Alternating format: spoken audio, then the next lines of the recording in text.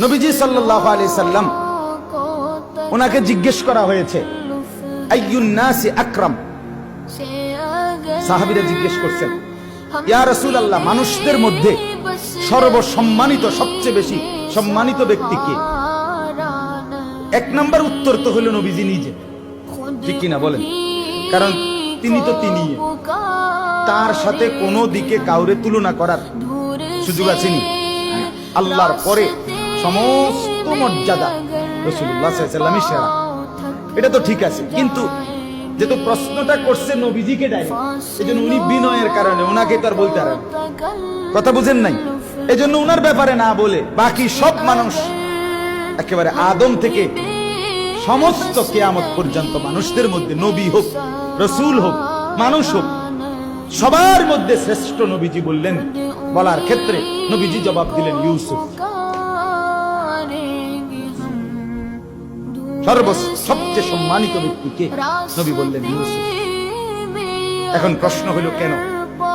নবীজি নিজে জবাব দিয়েছেন, আল করিম ইবনুল করিম, ইবনুল করিম, ইবনুল।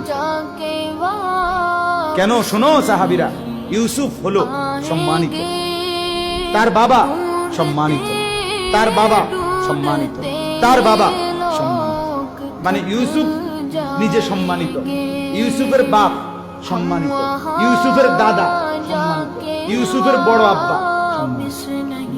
এবার প্রশ্ন হলো এটা কেন? তো তিনি নবীজি বললেন আবার নবিউল্লাহ ইবনু নবিয়্যিল্লাহ ইবনু নবিয়্যিল্লাহ ইবনু খলিল।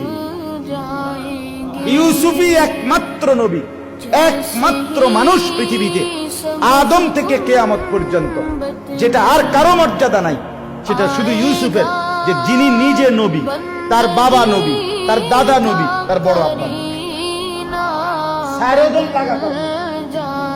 বুঝেন নাই কথা? ইউসুফ আলাইহিস সালাম নবী, ওনার আব্বা ইয়াকুব আলাইহিস সালাম উনি নবী, ওনার আব্বা ইসহাক আলাইহিস সালাম উনি নবী, ওনার আব্বা ইব্রাহিম আলাইহিস সালাম উনি নবী। এই মর্যাদার কারণে, কারণে এই জন্য আল্লাহ নবী বললেন সবচেয়ে সম্মানিত আকরাম ইউসুফ। সুবহানাল্লাহ।